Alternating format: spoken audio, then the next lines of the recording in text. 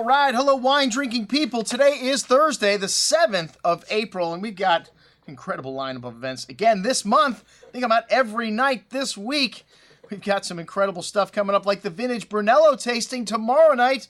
We have a seat or two left for that, but a lot of these events, especially events with wineries like Opus One, sell out weeks before the event. Actually, we got space for this one down at the Fontainebleau in Scarpetta restaurant a week from tonight, the 14th of April. We've got France Posner in. France has been working for Opus, I think, for like 25 or 30 years, the whole entire time I have been in the wine business. One of the great things about this winery is they keep their people. Even though the ownership has changed in 2004, Constellation Brands took over Robert Mondavi's interest.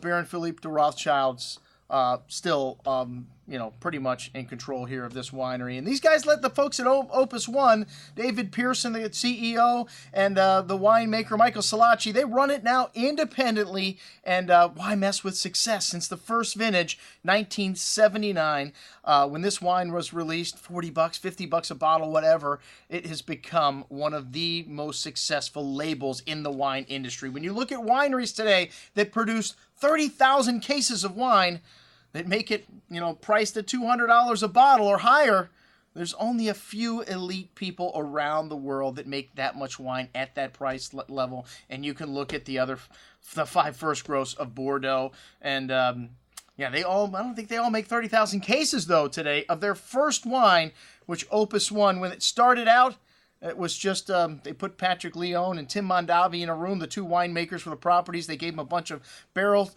and they said, make us a blend that is representative of Bordeaux in Napa. And at the end of the day, they left. They said, we can't do it.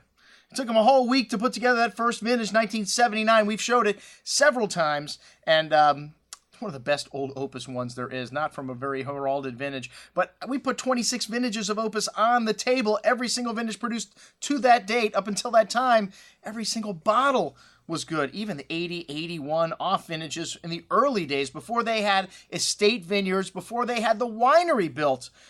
These guys really had a good idea where they wanted to go with this product. The marketing, they're sold in 80 countries around the world, and you get our allocation of Opus every year. It's like a little pile of money dropped off at the back door. It's almost gone. The 2012, the current release, we may have less than a case left, less than 12 bottles. We also have a little bit of 2011, not a very highly regarded vintage, but a great one to drink today. And we're going to be showing the 2008 at this dinner, a little bit older vintage Opus, to show you why you collect a wine like this. We're showing the Overture for the first time released to this market for sale retail. The second wine, everything that doesn't make it into the first wine, goes into the Baby Opus Overture. And then, of course, we've got some cool stuff from Robert Mondavi Winery. And hey, we even got Chateau Couttet, Sauternes for dessert. This is a great looking lineup for one of the top restaurants in Miami. So check it out. Everything we're to be drinking with France Posner from Opus One at Scarpetta Restaurant on April 14th. I'm your host, Andrew Lampasoni, signing off for the Wine Watch, saying, remember, always drink the good stuff first.